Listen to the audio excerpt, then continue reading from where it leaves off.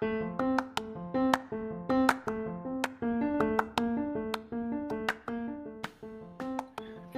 Doomer Bloomer podcast is a community for the resurrection of good ideas. We profile the hero's journey in weekly episodes and teach people about the 10 pillars framework for success in life, business, and relationships. Our mission is to find and help all Doomer Bloomers with mental health issues, poverty mindset, lack of resources, and those left behind in this world. Tune in weekly with Will S. and occasionally John Wynn as we have deep conversations with guests about the hero's journey, clown world order, and the resurrection of good ideas. To help support our community, go to www.thedoomerbloomerpodcast.com/support to become a member today. And remember, we are the cure for COVID-19.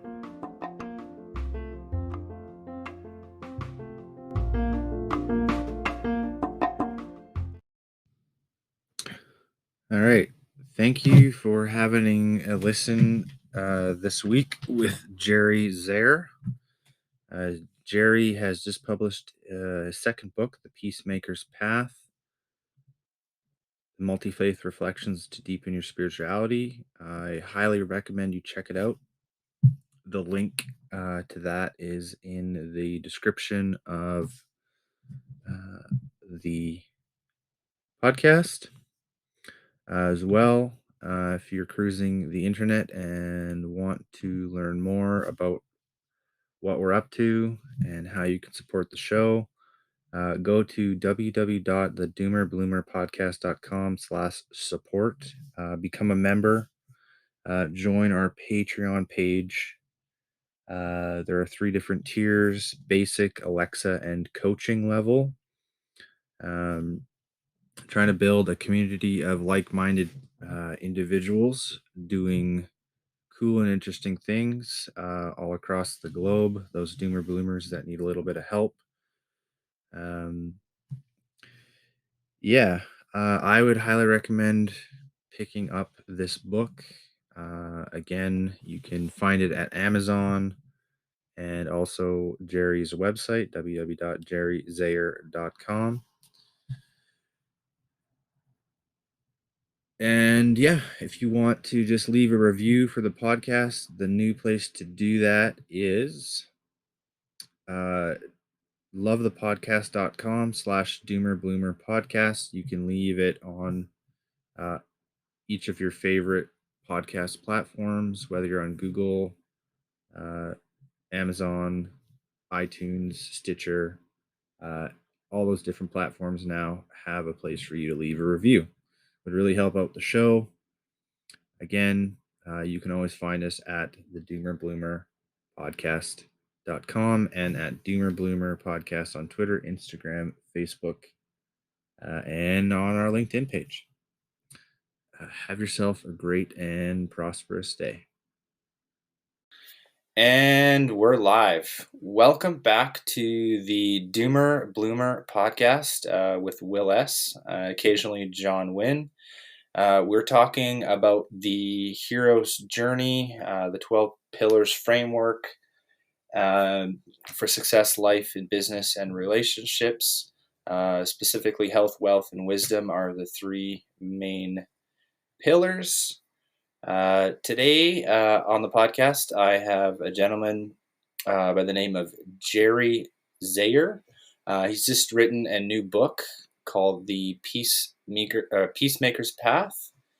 And I just thought I'd invite him on. It's called, the full title is Peacemaker's Path, Multifaith Reflections to Deepen Your Spirituality by Jerry Zehr. He is a author, speaker, spiritual guide, ordained minister, and has been a leader in the interfaith ministries for over 30 years. He's committed to building bridges where there was once walls between faith, traditions, generations, and cultures. Jerry, did I miss anything? Would you like to add? No, thank you. It's good to be here with you and your listeners. And no, you've got that pretty well good down. Nice.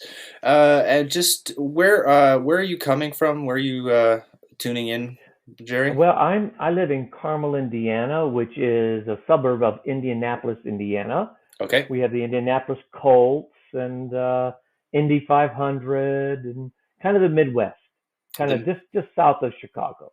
Okay. Yep. Oddly enough, I have some 6 degree separation friends there. There you go. And what like I suppose guess right into this. Like what prompted you to write this book? Um, Well, it seems I started this 2 years ago, and there was a real sense of fracture in our country, and I think in the world a lot. There's a lot of in our country we found a lot of polarization. It was people really found a sense of dividing and separating themselves into hardline in some ways and hardline groups. And I really believe that we have much more in common than what divides us. mhm. And so, I've been involved in interfaith ministries for 35 years, and yet what I've found out is that most people haven't read the Baha'i scriptures or the Quran or the Sikh scriptures. Um, and so I wanted to write a book that was easily accessible, something that wasn't a book of theology, but was a book of reflections using the scriptures from all of our major religions, with a prayers from different faith leaders, to give people a sense to expand their own understanding of God and maybe their own the divine within themselves. Yeah, and I've just read the first chapter from from your website. There's an intro chapter on there, uh, and for myself, I like how you you compare or contrast these different faiths by saying that they all teach an example of the golden rule, um, of one form or another, right? Like do unto others as you would do to yourself, sort of And that this is idea, what right? and this is what's so amazing. Once I got into the different faith traditions, I found, in fact, that the book has 6 themes: the power of prayer, loving yourself, loving others, the quest for peace, karma, and all of these are really central in all of these faith traditions, and that's surprising. I think for a lot of people to realize forgiveness, learning how to be connected with the divine, and to see the power of prayer working. An example, when we speak about karma, that which is known in the Buddhist and Hindu tradition, now it's kind of a popular word. Actually, Jesus taught that in when he writes and he says these words in the New Testament: "You reap what you sow." Well, that is exactly what karma is. What you put out there, you will receive. If you put goodness and love and joy, you will receive that. If you put greed and bitterness and anger, that will come back to you. And so that's a universal law, a universal principle, if you will, that I think has been so wonderfully um, given by God, or if you call God higher consciousness, the divine, whatever word you have for that which is beyond us, but has given that inspiration to all of these great teachers over thousands of years. Yeah, it would be what I would call infinite intelligence. That's Okay. more of a Napoleon Hill sort of take on it. And I kind of view it kind of in the same lens that you do. I call it like the universal colander, and the individual streams of the different religions in the world.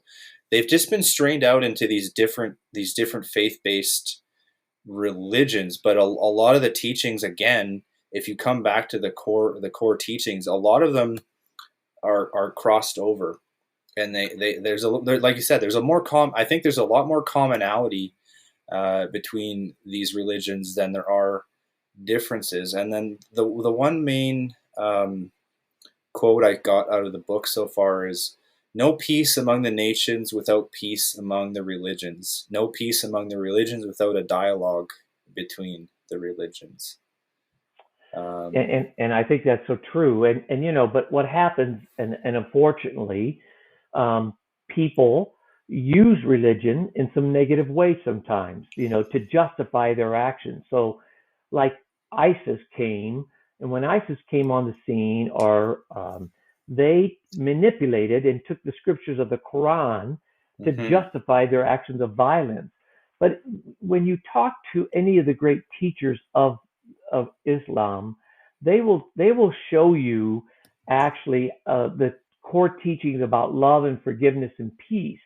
Now, what ISIS did was that they wanted to justify their actions, and what happened was, we think ISIS are only killing Christians or Christian people in the West. ISIS has killed more Muslims than they have even Christians, because they don't believe that a lot of the Muslims are practicing like them. It kind of was the same way Christians killed during the Crusades, killed many people to justify in the name of Jesus. Yeah, Now, today, yeah. we would never, most of us would never say that the Crusades were following the teachings of Jesus' love. Well, yeah, I was just gonna say, like, they call it a holy war on both sides, Right. both with Islam, and I guess the Crusades was another form of holy war. Um, and I guess even like more recently, I guess the Taliban has Mm-hmm. Sure. retaken their homeland, or whatever you want to call it, their traditional territory. Well, and this is where we all have our set of beliefs. We all can use the scriptures to justify our actions. And, we have very conservative Christians who, in our country, who've justified the bombing of abortion clinics, and they think, that's, they believe Jesus is teaching that. Now, I would suggest, and that's what I've written this book, is to help people see that when you read the scriptures and the central themes of this, they really do come, I think, in a way of love and forgiveness and building up of the world. But ultimately, that is, each of us has to ask questions, I think, about what we grew up with, our beliefs, our ideas, and then say, is this really life giving? Is this productive? Is this, and the question and the word I use is life giving, because when you see people using religion in a negative way, evil will destroy itself. Eventually, ISIS will, and we've seen it already, start to implode. Um, Hitler tried to do his thing, but overall, goodness wins and love wins. And so that's why we need to join together, I think, in solidarity, in finding ways of building peace together. Yeah, and I guess you've been at it here for 30 odd years, but it doesn't seem like it was always that way for you. Like, would you like to tell me a little bit more about your hero's journey, your, like, what I call a doomer to bloomer path? Sure, sure, yeah, that was for me. My degree was in speech and theater. In fact, I grew up in a very conservative, legalistic church background, and so I left all that because I just never bought into it, thinking you're going to go to hell if you dance, drink, smoke, you're going to do all these things, or my friends who were Catholic or Baptist were going to go to hell. And so I was in the entertainment business. I went out to LA, and 23 years old, going to make my fame and fortune, and very naive. But I had performed in a lot of musicals and stage productions. But when you get into the entertainment business, um, the thing I was dealing with the whole time I was out there, with the theme of it, was, what am I willing to sell my soul for? Because, to every relationship is transactional.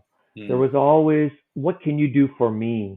and there wasn't any genuine type of relationships, but it was more about it was all about myself. It was all about promoting myself or somebody else. And I really found that even though on the outside I was performing, getting a lot of accolades, and I sang on the Johnny Carson show, I performed at comedy clubs, I did some of that. Inside, my soul was empty. I found myself very just inside, almost feeling that like my soul was shriveling up. Can you imagine that, or maybe you felt like that at times in your own life? I would say I have struggled with that for most of my 20s, to be honest. I feel until I hit my 30th year of life that I was fairly lost, and some days I still feel like I'm lost. But the what brings me back, I guess, nowadays is that I do have faith in something higher than myself, and that I am, for better for worse, I'm on the path, God's path, or a higher path, whatever you want to call it. And the script has really already been written, and you're just your character, that you're a character showing up to play your part in that script. And it sounds like to me that just when I talk about the hero's journey, right? You're It's a journey of self-discovery, right? Oh, Yeah. So you're. I think that's perfect. I think self-discovery, because that's what happened for me. Mm, I finally, I was at, we perform every night. 8 o'clock, you're in the show. You get done by 10:30. So you go out, your adrenaline's high. You go out partying and drinking and mhm, doing things, and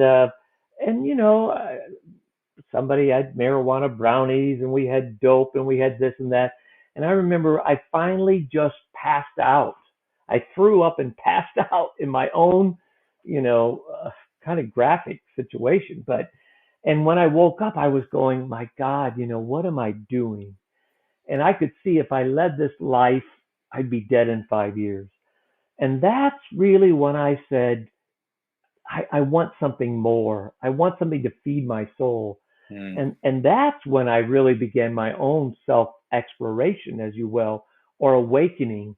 And I opened myself up again. And what I realized was, God is much bigger than just what I grew up in my church. And so my understanding of God changed as I read, as I did workshops, I went to retreat. I started realizing, you know, what I was taught as a young person, just somebody taught that to me. It doesn't mean a truth. But And yeah. so as I started my own self exploration, like you, I realized, and I liked your image. Did you say infinite wisdom? Is that what you Uh, had for it, it, God? infinite intelligence. I like infinite intelligence. Yeah. Because my idea of God used to be like a being out there somewhere that was going to judge you, strike you down, you pray The to, like, the like Santa Claus, like the old, yeah. like an old wise guy in the sky. Yeah, yeah. And then you realize, okay, the universe is so diverse and rich. And I mean, I think science and spirituality work together. Quantum physics now talks about the different dimensions of the universe. Well, as a person of spirituality, I'm not sure what heaven is, or if we're reincarnated, or what happens, but I do believe, energy cannot be destroyed. And so we know that that which is the energy, the essence of ourself, when our physical bodies die, goes beyond, goes somewhere.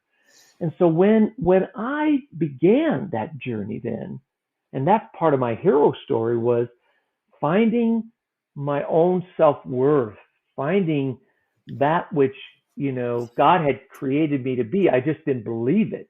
I didn't trust myself. I didn't believe in who Jerry was. I tried to find accolades and affirmations from other people.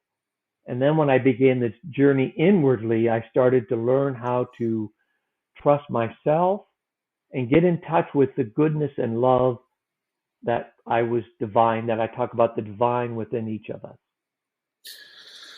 Yeah, and I mean, I guess there's some lessons there because when you talk about your like your upbringing, like I think people have a negative view of church because it's so cookie cutter, it's so dogmatic that there aren't you. I think the way that you reconnect with your faith is that you have to make it very individual to yourself, um, and not necessarily. I guess because you're a minister, right? So Well, and what I found was, in the church that I'm a part of, we don't have any creeds or doctrines or dogma. It's just mhm, the Christian church. And there are some denominations, if you will, our faith traditions that don't have that rigid way. Now, some people like that. Some people want, they want the minister to tell me what to think. So some people like the Catholic Church because it has ritual and mhm. doctrines to them, and I don't diminish that. That's important for some people, and some people like, the more fundamentalist church or something that they follow certain strict ways because they need some strong boundaries. Personally, I was always a person who questioned and searched. And so I needed to find a way that I could find my own faith, that which had integrity for myself, that wasn't, as you said, some cookie cutter formulation. But at the same time, that's why we have all different denominations and religions because we're human beings, and we need and so all of these have value to me. um I could always, I could tell you all the things I disagree with the Mormons or the Catholics or Hindus or Buddhism, but what good is that when in reality we have so much more that we have in common? And I want to focus on those things because as I focus on those things that we have in common, it's enhanced my spirituality and helped me deepen my own relationship with the divine. Yeah, and I guess well, I'm going to order your book, obviously, but I like how you have like a call to action at the end of your chapters here. Do all the chapters have that? Yeah.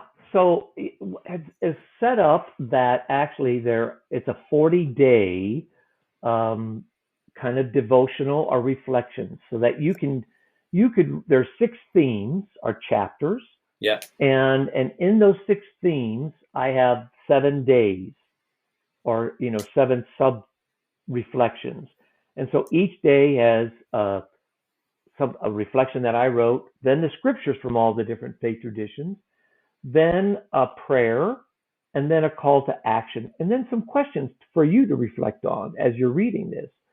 And for me, I really came to love the teachings of Buddha and the Hindu scriptures. Now, until I really started doing the research for this book, I had never read the Hindu scriptures, which were the oldest scriptures that we have in our world. Buddhist teachings, the teachings of Baha'u'llah from Baha'i are the Sikh scriptures. So, wow, it's just what I found was, the idea is I'm not saying to people you need to convert to Islam or Buddhism, whatever your faith is, or maybe you don't have any certain faith, but by reading this, it can enhance your own, hopefully, your own understanding of your God and yourself. Yeah. I have a short sentence for that. It's called "Save the best and screw the rest." And so so like it's to me, faith again is very individualistic, and you have to find again what works for you. And it's funny you should mention integrity because that's one of the pillars that I talk about on the podcast a lot. And then of course peace. I call that inner peace and outer peace.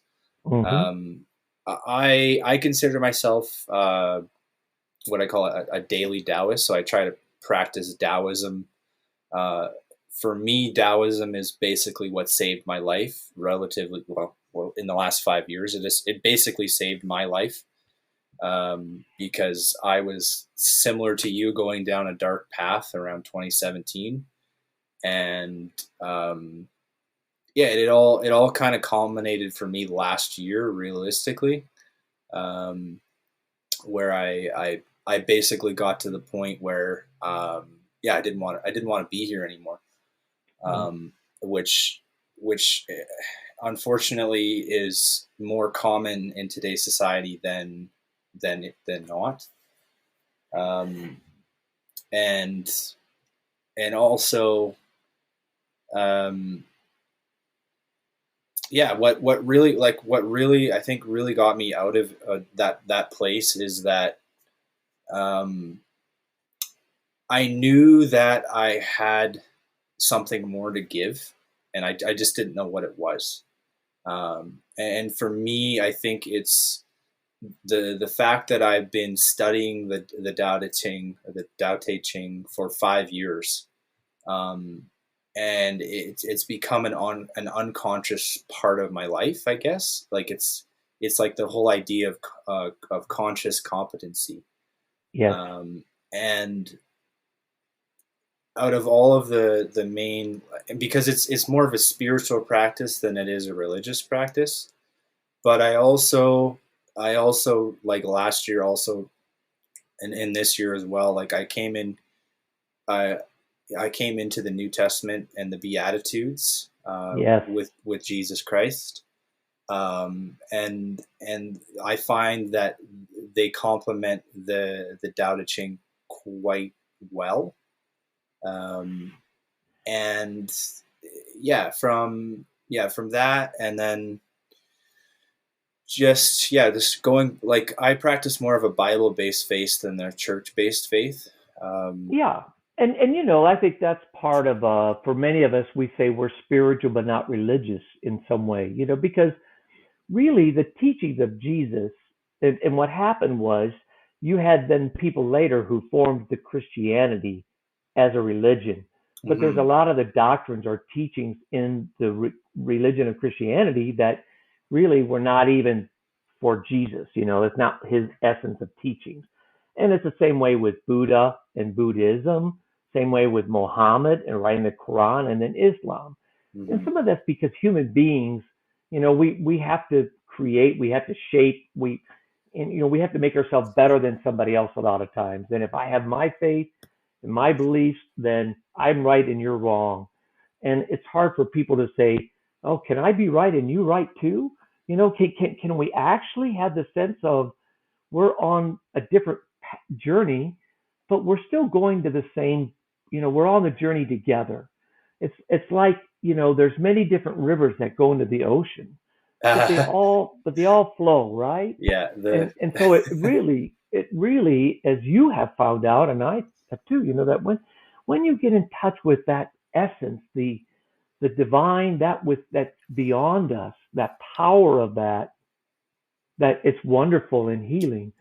But in reality, a lot of us have, and I've had to realize that I had a lot of shame and guilt, a lot of things that came from society or maybe from your parents. It's what I call the voice inside of our head. It's the critic voice. It's that voice that we listen to that says, oh, you're no good. You have nothing to offer. Why do you think you could do that? You can't, and it's, or you need to do this better. When you look in the mirror, oh man, you're getting wrinkles and old, you're fat, you hear that voice. And what happens is we listen to that critic voice more than we do even our best friends sometimes. And until we realize that, and this is, I write about this a lot when I'm talking about inner peace, because we can retrain our thoughts. Our thoughts are the beginning of manifesting into our future, and it begins with our thoughts. There's scientists who said we have between 40 to 50,000 thoughts a day. It's amazing how much our brain works, and sometimes a lot of people have 80% of those thoughts are negative. And if you just think about your own life as you go through, oh, I'm late. Oh, why did I do this? Oh, I got to do this now. What is going, and we have all these thoughts in our mind. And when those thoughts are negative, they get manifested in your body and in your actions, emotionally and in spirit. So there's something about learning how to retrain our own thoughts in our mind to a better way of oriented towards love and joy. Well, I think that's why I embraced Taoism, because Taoism Mm-hmm. says there is nothing is left undone and nothing is undone. So it's not saying be lazy. It's saying that there's a time for everything and everything in its place. Because I have found that if you try to force outcomes of things and try to basically have expectations. So I guess what I'm talking about is actually non-attachment. So Yes. learning to be non-attached to the outcomes of things is probably one of the best thing you can do for training yourself. I guess your conscious, subconscious, or otherwise, to letting go of the outcome. It makes you more, like you said, more at peace, because you do realize that no matter what, you're going to be okay. Well, and there's these words from, of course, from Taoism, from the Tai Ching says, "He who knows others is wise. Mm-hmm. He who knows himself is enlightened." Jesus says in Matthew, "What good is it for someone to gain the whole world if they forfeit their soul?" Buddha, I love it because in the Hindu scriptures, the yogi who strives for perfection see the self dwelling in themselves, but those who do not strive and are not intelligent are unaware of self. So, I use some of Taoism in the scriptures, and it is as we come to understand ourselves, learning to love ourselves, learning to celebrate our own parts, where before I would always berate myself, be hard on myself.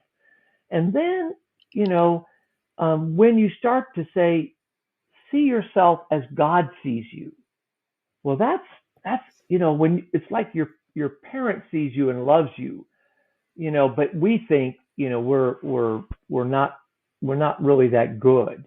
And it's kind of funny because even I've had some wonderful reviews and people with the book, and they said wonderful things. And I said, oh yeah, my wife, I'll say, oh yeah, well, but no, she says, Jerry, I mean, people really love reading your book, and I have a tendency to dismiss those things, like, oh, rather than just to celebrate and affirm. And I think that's part of the journey, is learning how we have nothing to offer if we don't first learn how to be at peace with ourselves and love ourselves. I honestly think that's probably I mean, yeah, if you can do that, I mean, I think that was probably the thing that I struggled with for most of my 20s, because I didn't love myself, not in the way that I do now. It's more of an affirmation that I'm a whole person, right? And I'm not a broken person, right? I think a lot of us walk around. I did another podcast about this. Is a lot of us walk around, unfortunately, as thinking that we're broken from childhood, and it's important to realize that we're actually whole and okay, the way we are. We all need to do some work and self reflection, but we're not broken.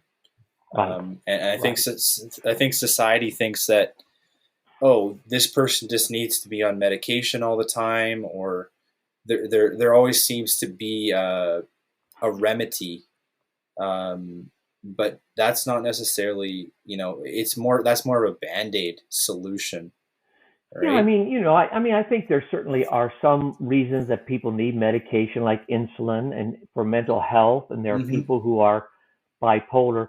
But sometimes dealing with depression is a lot um, with our anxiety and worry and fear, Right. and those are the things that we can learn how to live in trust and out of fear. And that's some of that is learning about what are the things in our past that we still hold on to, how we can let go of that.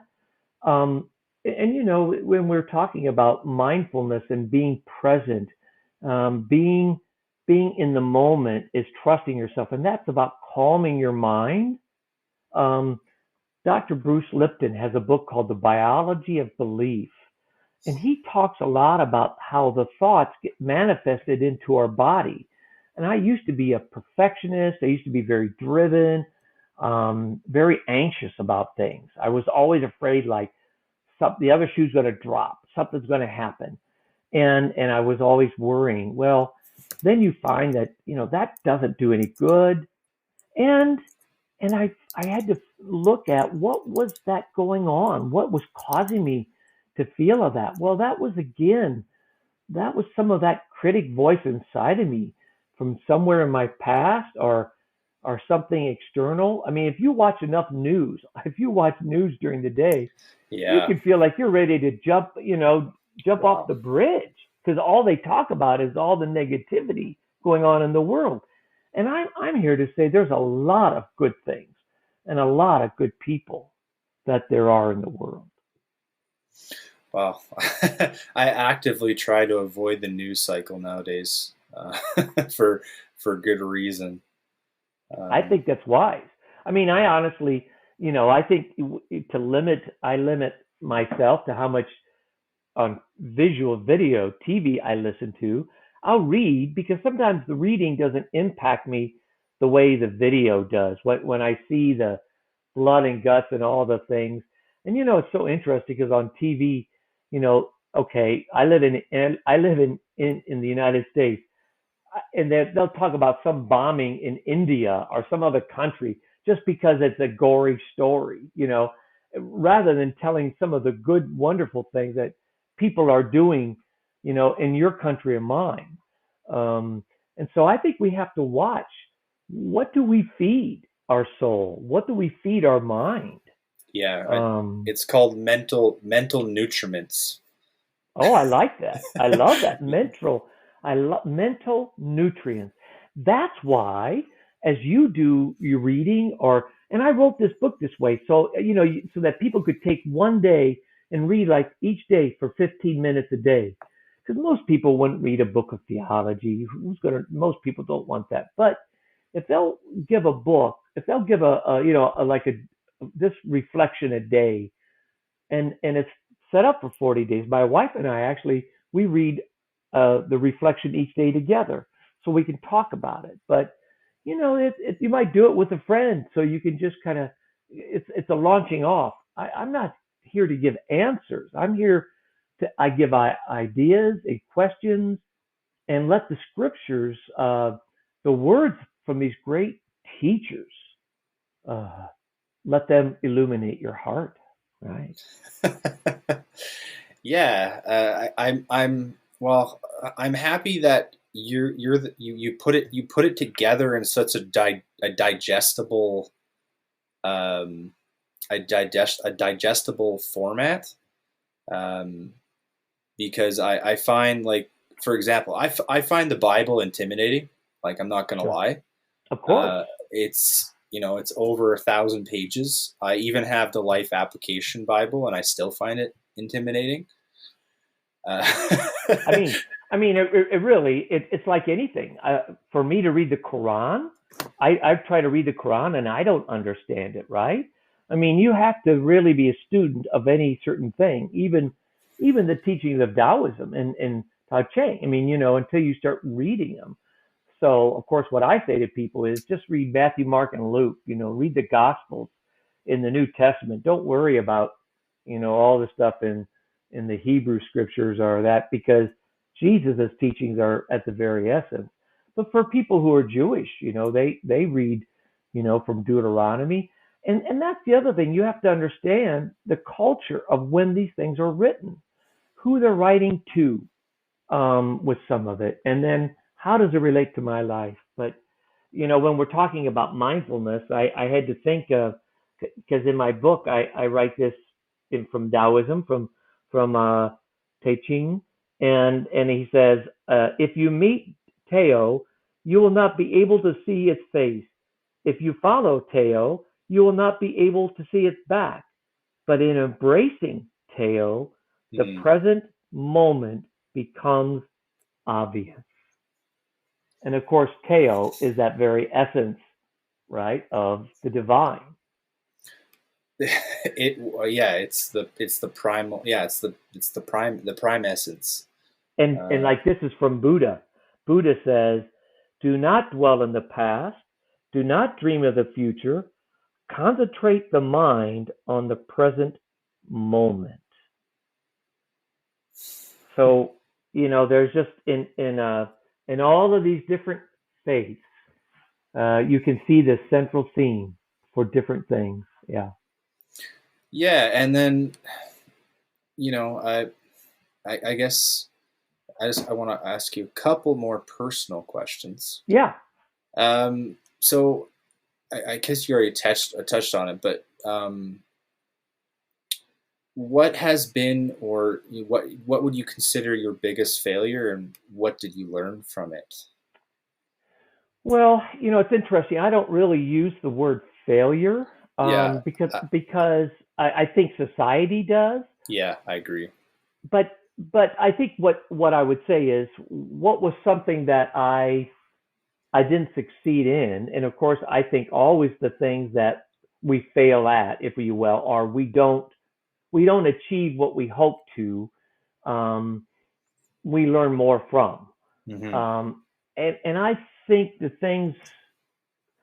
what I've realized more than anything is, out of those times that I was very hard on myself, or I didn't achieve what I thought, was to get some perspective on those and give myself a little slack.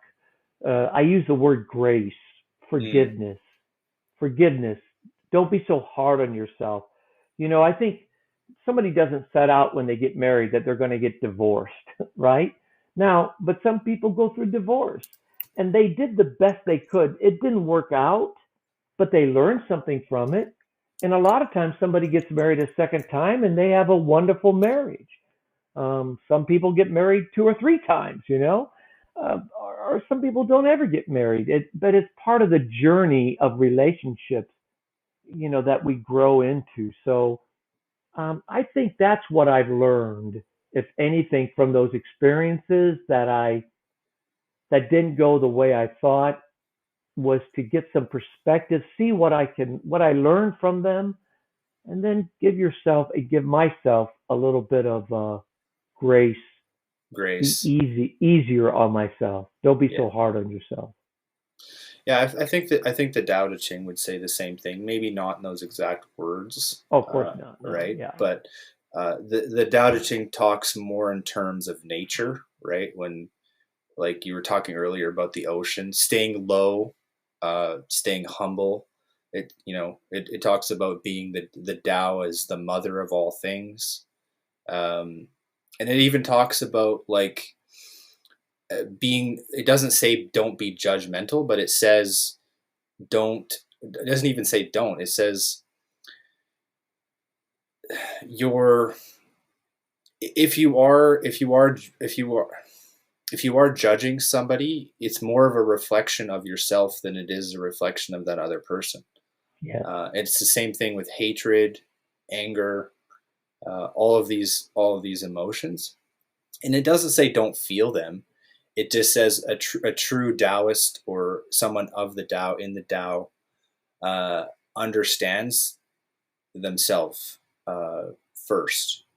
before making those pronouncements about other people. I think that's so true. And because, one of the things I talk about is not to take things personally. If somebody gets upset or angry, when I was younger, I would take it personally.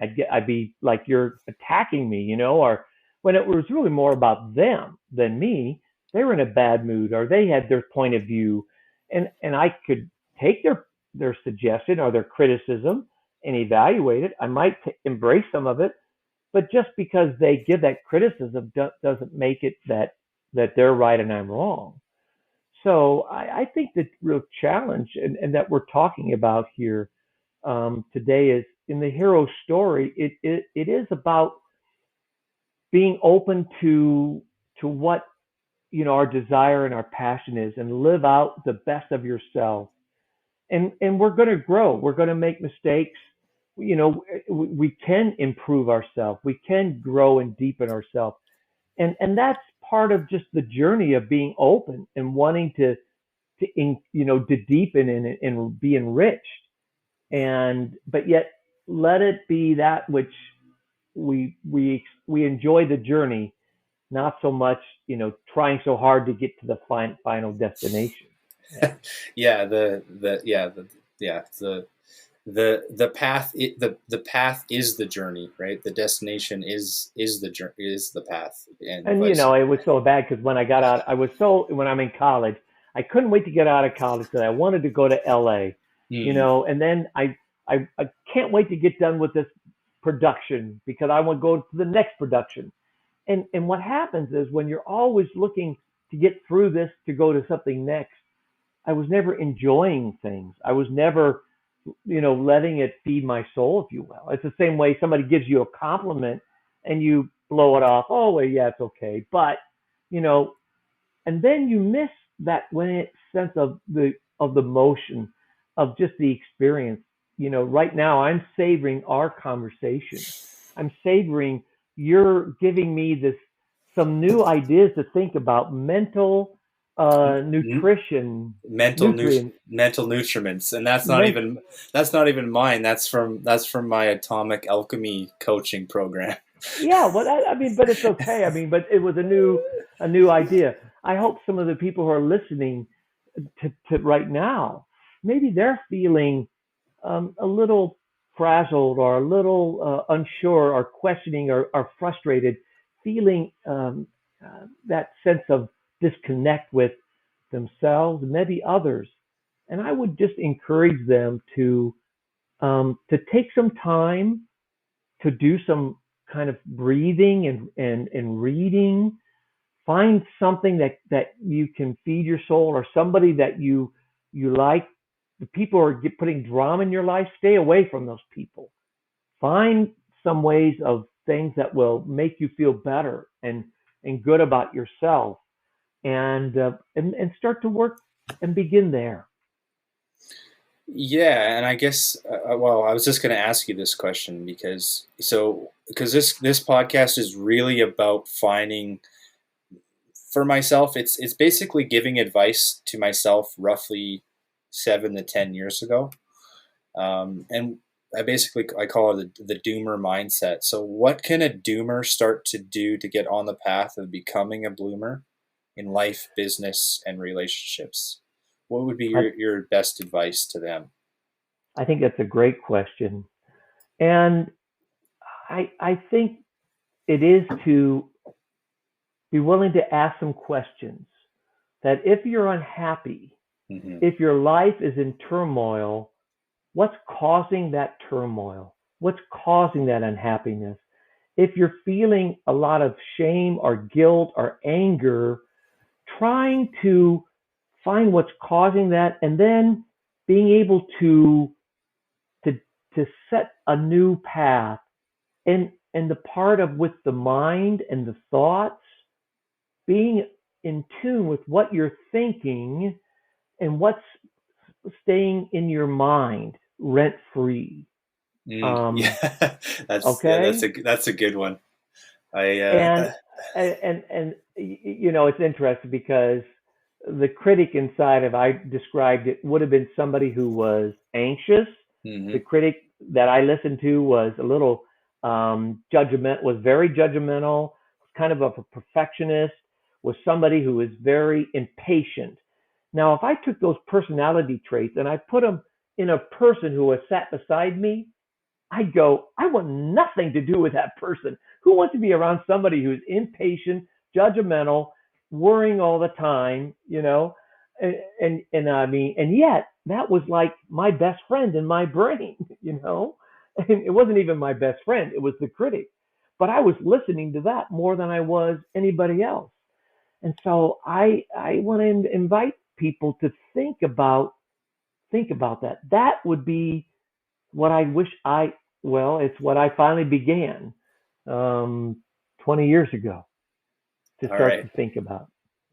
And then I guess because we're coming up for time here, Jerry, I would like to know the best place for our listeners to connect with you online, either your coaching links or your book and social media handles. Sure. Well, I have a website, jerryzehr.com, and that's where you can look at the book or my other writings, some of my videos, and you can buy the book, The Peacemaker's Path, Multifaith Reflections to Deepen Your Spirituality, on Amazon or any bookstore. And I'm on LinkedIn and Instagram and Twitter. But I appreciate the time and thank you for what you're doing to help others find their way on their journey. Yeah, and of course, I don't know if you got this one or not, but I always ask this last question real quick before the end. What is your zombie plan? My zombie plan. I know. I don't really have one, although I looked that up when you asked me to see what the zombie plan is, you know. Yeah. Because I don't want to live in that fear. No, of course. So I'm going to, my zombie plan is I have some pizza, ice cream, and wine. I stock up on pizzas, wine, and just eat a lot at the last days. All right. Awesome, Jerry. Again, you can connect with Jerry at jerryzehr.com. Check out his new book, The Peacemaker's Path, Multifaith Reflections to Deepen Your Spirituality. I will put all the links in the descriptions, as I always do. And of course, if you're out there cruising the internet, check www.thedoomerbloomerpodcast.com for previous episodes. And the best place to connect with me, of course, is at the Doomer Podcast on Twitter, Instagram, and Facebook. Cheers, guys. Thanks for listening, and tune in next time. Blessing. Thank you.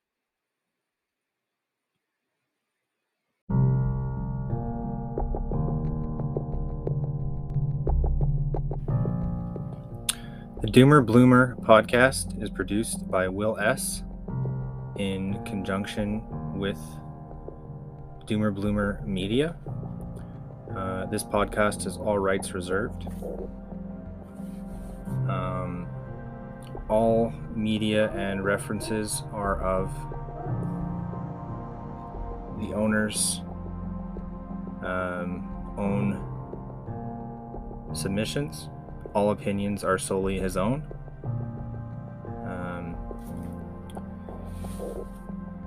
Anyone disputing anything that I say on here can be contested in a court of law. I am a free-speaking individual, and I reserve the right to remain silent.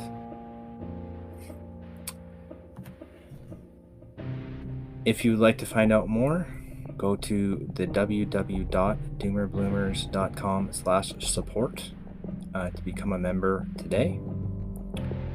If you are interested in the coaching program, go to the Patreon page, link in the description. If you are interested in the merch, go to the Teespring or the TeePublic store. Any other inquiries, business or otherwise, can be sent to themapletruths@gmail.com. Always looking for sponsors and interesting guests. If you are one of those two, shoot me an email or get in touch at the Doomer Podcast on Twitter, Instagram, or Facebook. Cheers.